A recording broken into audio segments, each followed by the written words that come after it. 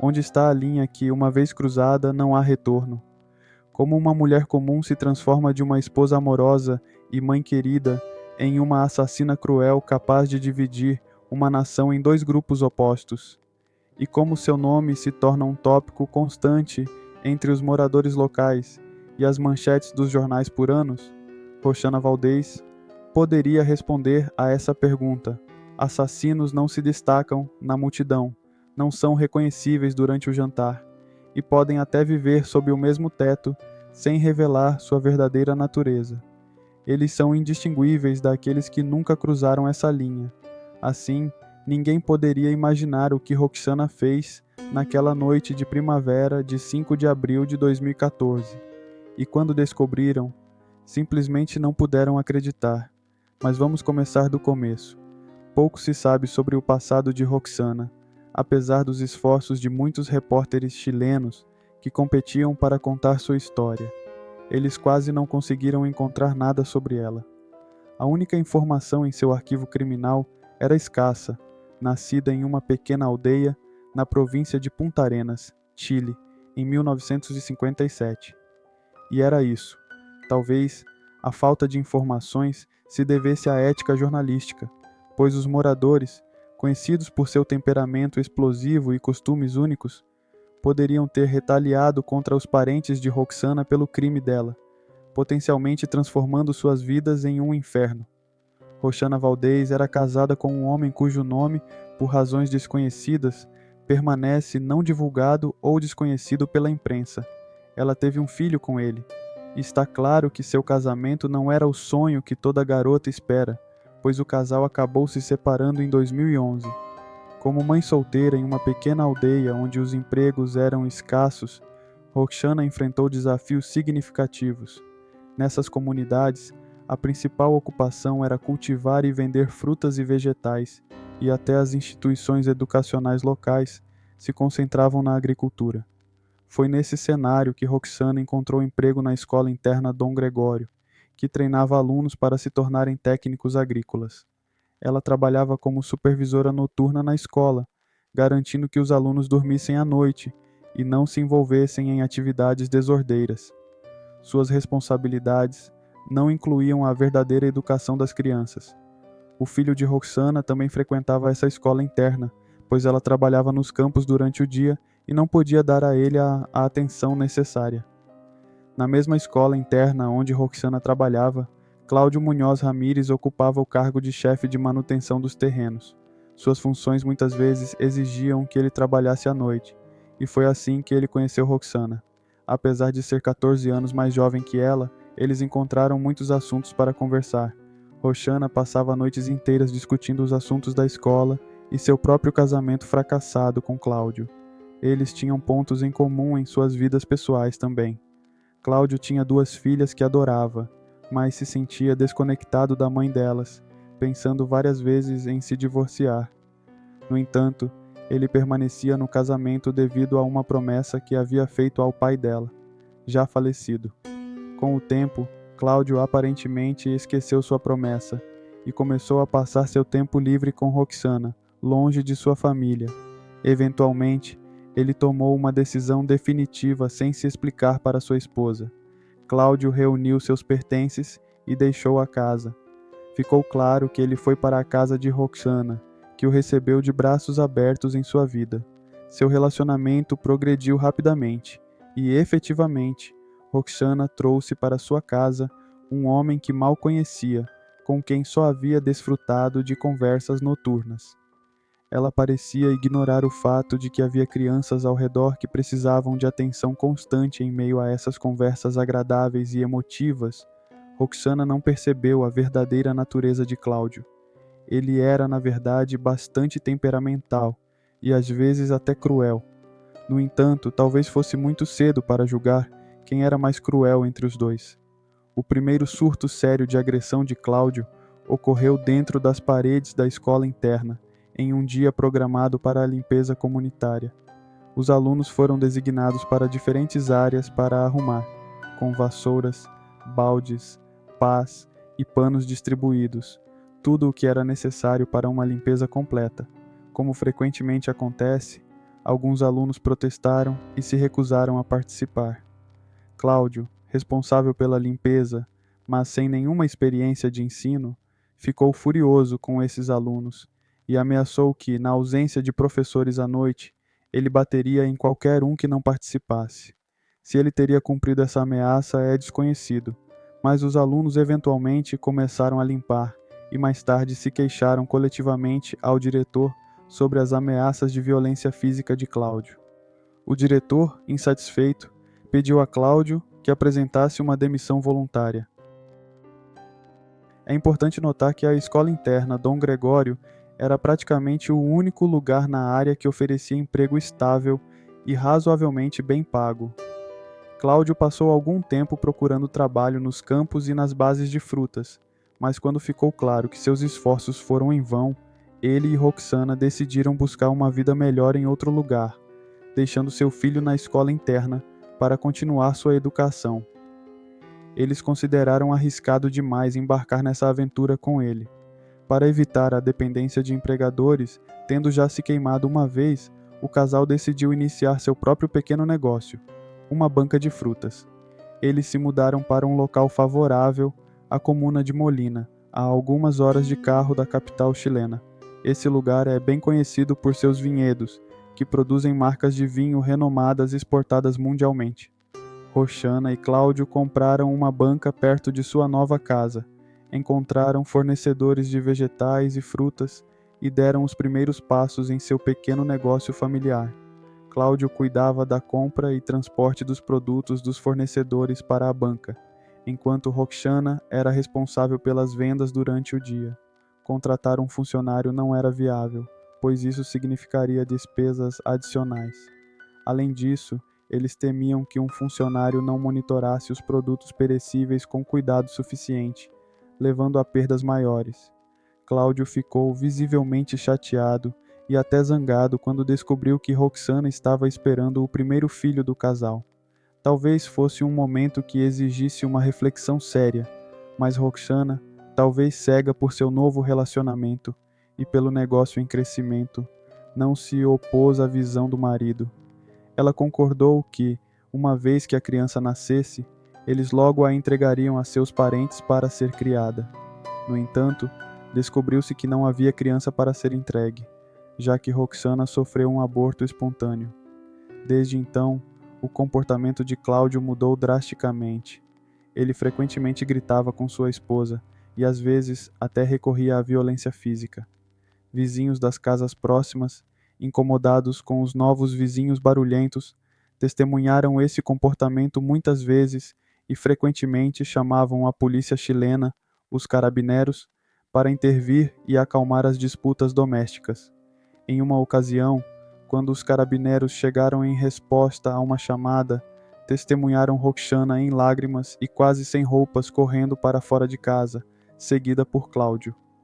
Roxana confessou aos policiais que era vítima de violência doméstica sistemática, o que havia levado a um aborto espontâneo. Ela até precisou de ajuda psicológica após o incidente. No entanto, com o passar do tempo, as queixas foram esquecidas e o casal problemático, como se nada tivesse acontecido, continuou a viver junto como antes. Após o incidente, Cláudio deveria ter enfrentado acusações criminais, mas uma compassiva Roxana decidiu dar a ele outra chance, extraindo uma promessa de que aquilo foi uma ocorrência única. Cláudio jurou nunca repetir tal comportamento, mas suas ações passadas com sua ex-esposa sugeriam que suas palavras poderiam não ter muito peso. Infelizmente, a história se repetiu. Cláudio temporariamente cessou seu abuso físico de Roxana, mas desenvolveu o hábito de sair de casa à noite para beber pesadamente em bares locais. Ele gastava consideráveis quantias do orçamento familiar não apenas com álcool, mas também com mulheres de má reputação. Roxana suportava o comportamento do marido, acreditando que Cláudio se acalmaria uma vez que tivessem um filho juntos. Em certo sentido, ela estava certa. Em 2013, Roxana deu à luz uma criança saudável. Cláudio parou com suas farras e se imergiu totalmente nos negócios, que agora precisavam se expandir. Eles compraram outra banca em uma área vizinha e outro veículo para o transporte de produtos.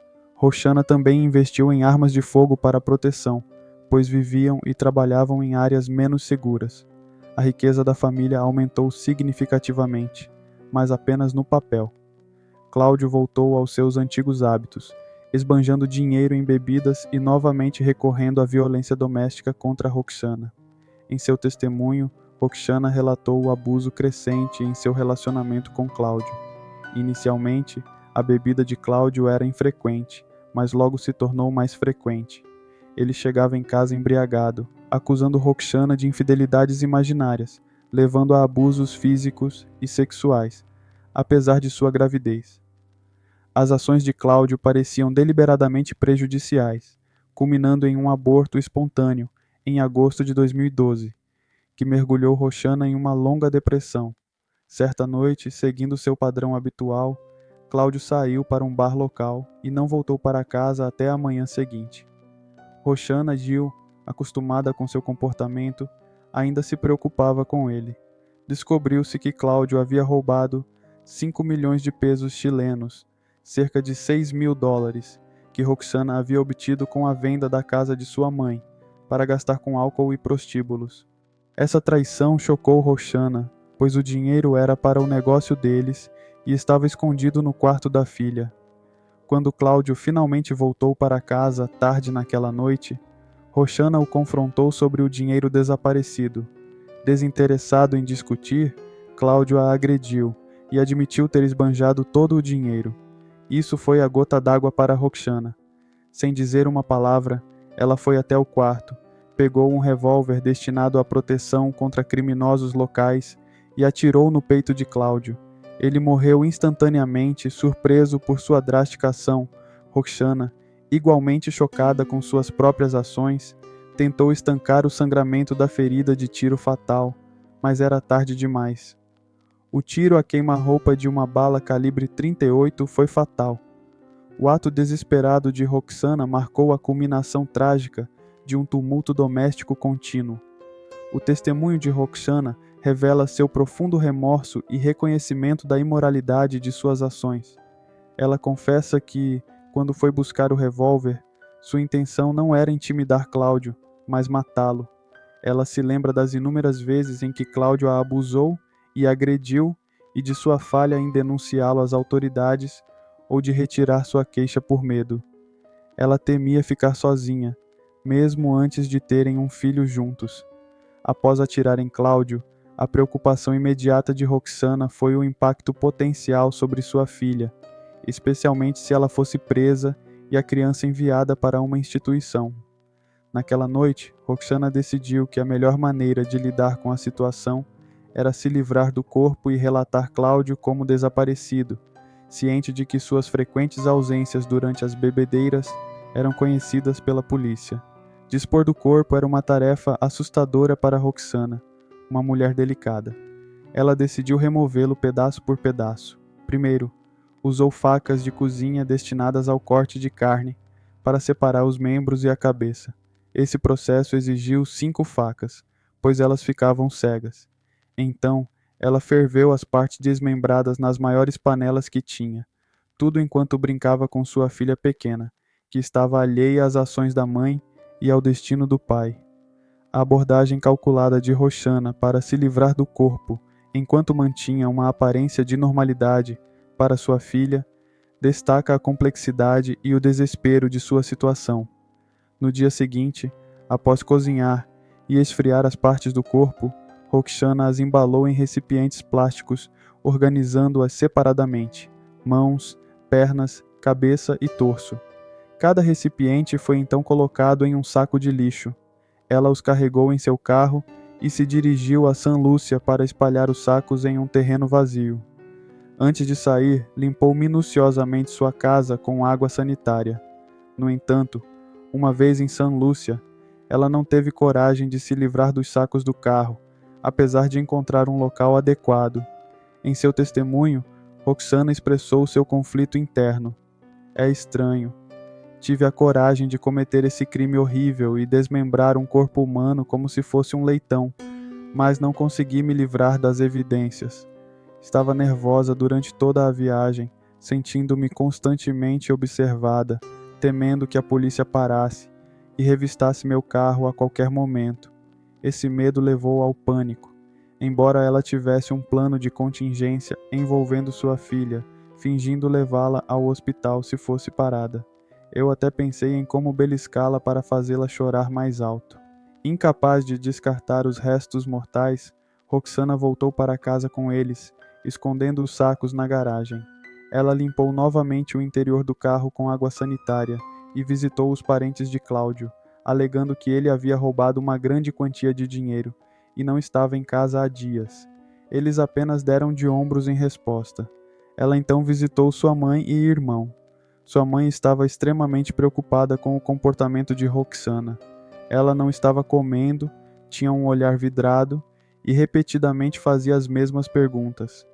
A única pergunta que ela respondeu prontamente foi sobre a ausência de Cláudio, dizendo que ele foi comprar mercadorias para a loja, mas teve um pneu furado e se atrasou. Voltando para casa e sozinha, com seus pensamentos e as evidências escondidas, Roxana desmoronou. Ela chamou seu irmão para pedir ajuda. Quando ele chegou, ela confessou tudo e mostrou-lhe os recipientes. Naturalmente, seu irmão ficou em choque. Quando Roxana chamou seu irmão, ela queria desabafar e compartilhar os anos de pesadelo que suportou com Cláudio, mas, acima de tudo, precisava de sua ajuda para se livrar dos recipientes, contendo o corpo. No entanto, seu irmão recusou, temendo a polícia. Ele a instou a confessar aos carabineros, a polícia chilena, insistindo que ele mesmo faria isso se ela não o fizesse. Desapontada, mas percebendo que não tinha outra escolha, Roxana obedeceu. Naquela noite, Roxana foi até a 4ª delegacia de polícia e anunciou sua intenção de fazer uma declaração importante. Os oficiais, familiarizados com ela, inicialmente pensaram que ela queria relatar problemas com seu marido problemático. No entanto, ficaram chocados com sua confissão. Roxana foi imediatamente presa. A notícia se espalhou rapidamente pela área, atraindo inúmeros jornalistas à delegacia. Eles esperavam ansiosamente para fotografar Roxana enquanto ela era levada, na esperança de capturar algumas imagens e, se tivessem sorte, fazer algumas perguntas a ela e aos oficiais. Enquanto os jornalistas esperavam, Roxana foi eventualmente levada para fora, algemada e em estado de angústia. Ela exclamou: "Eu estava com medo de que ele me matasse um dia antes de ser escoltada para um carro da polícia." O caso parecia direto. Roxana havia confessado, fornecido evidências e se entregado voluntariamente. No entanto, a promotora Mônica Bizos queria uma investigação mais profunda. Cética quanto à confissão fácil de Roxana, ela solicitou uma prisão prolongada para conduzir um exame forense. Bizos pretendia provar que Cláudio ainda estava vivo durante o desmembramento, o que aumentaria significativamente a sentença de Roxana. O juiz concedeu uma detenção de 60 dias para investigação adicional. Enquanto isso, a advogada de Roxana, Carolina Gutierrez, argumentou que Roxana agiu sob extremo estresse emocional, possivelmente exacerbado por depressão pós-parto e abuso doméstico crônico. Ela enfatizou a cooperação de Roxana e sua confissão voluntária como fatores atenuantes. No entanto, a teoria da promotoria de que Cláudio estava vivo durante o desmembramento foi desmentida após os resultados forenses. Foi confirmado que Cláudio morreu devido ao ferimento de bala no peito. A bala do revólver calibre .38 causou uma ruptura no coração e danificou órgãos vitais, refutando a hipótese inicial da promotoria. Diante desses desenvolvimentos, as circunstâncias agravantes foram descartadas. Outro advogado, Juan Pablo Cardenas, que buscava se destacar nesse caso de alto perfil, destacou que a arma de fogo usada no assassinato estava legalmente registrada. Ele também notou que a primeira denúncia de violência doméstica de Roxana à polícia foi registrada apenas 20 dias após o casal começar a viver junto. O psicólogo Rodrigo Valenzuela, após um exame médico, submeteu documentos ao tribunal, indicando que Roxana estava extremamente instável mentalmente na época do crime. Isso significava que ela não estava totalmente ciente de suas ações, e sua instabilidade emocional estava ligada à perda de 2 filhos, um em agosto de 2012 e outro apenas 3 semanas antes do crime. Além disso, um exame forense solicitado pela promotora revelou que Cláudio tinha um alto nível de álcool no sangue, de 3 graus por litro, no momento de sua morte. Em 17 de abril de 2015, após um ano de vários exames, investigações e coleta de evidências, o julgamento de Roxana começou.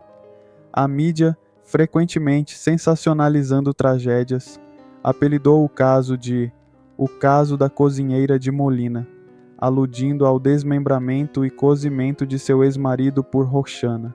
Alguns jornalistas inescrupulosos, buscando atrair atenção para suas publicações, até fabricaram histórias de que Roxana havia comido parte dos restos mortais, embora isso fosse apenas um produto de sua imaginação.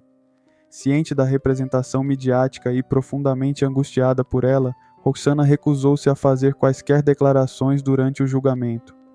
Os promotores tentaram influenciar o juiz, enfatizando que Roxana cometeu um grave crime pelos padrões chilenos, patricídio.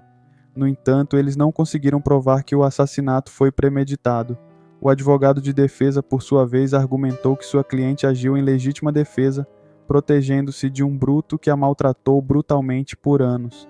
A audiência no tribunal durou várias semanas, e durante esse tempo toda a população do Chile acompanhou o caso de perto. A promotora Mônica pediu uma sentença de 15 anos de prisão para a acusada. No entanto, os juízes, tendo ouvido cuidadosamente a defesa e a opinião do júri, sentenciaram Roxana a 6 anos em uma colônia correcional com um regime leniente.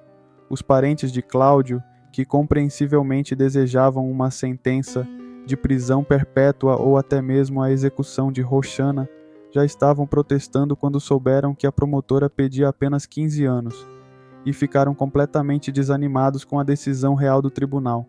Eles tentaram negar qualquer violência na família e argumentaram que Cláudio, sendo um homem de negócios e financeiramente independente, não poderia ter roubado $6.000 de Roxana.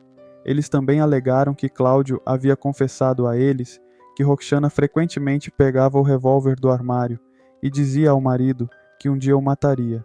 A irmã de Cláudio, em uma entrevista à imprensa, chegou a culpar o Chile como um Estado, argumentando que é um país onde não há justiça e que o sistema judicial é totalmente corrupto, dado que criminosos tão brutais recebem sentenças tão curtas, comparáveis a pequenos roubos. Até mesmo Gisele, a primeira esposa de Cláudio, defendeu seu ex-marido, assegurando a todos que não poderia haver violência da parte de Cláudio. Ela viveu com ele por muitos anos, e durante todo esse tempo, ele nunca ousou levantar a mão contra ela.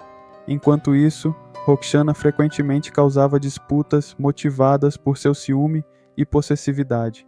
Quanto à prisão subsequente de Roxana, ela passou apenas 2/3 de sua sentença na colônia antes de ser transferida para um centro educacional semiaberto em Tala por bom comportamento. Roxana foi autorizada a se comunicar com sua filha e foi eventualmente libertada antecipadamente. A imprensa, é claro, voltou a despertar o interesse público nesse caso, e o público ficou extremamente indignado que a cozinheira de Molina foi libertada antecipadamente. No entanto, também havia aqueles que, embora considerassem Roxana uma assassina, ainda justificavam suas ações, vendo-a como uma vítima em toda a situação. O debate sobre esse caso continua no país até hoje. No geral, essa história destaca as graves consequências que podem resultar se a violência doméstica não for abordada em estágios iniciais.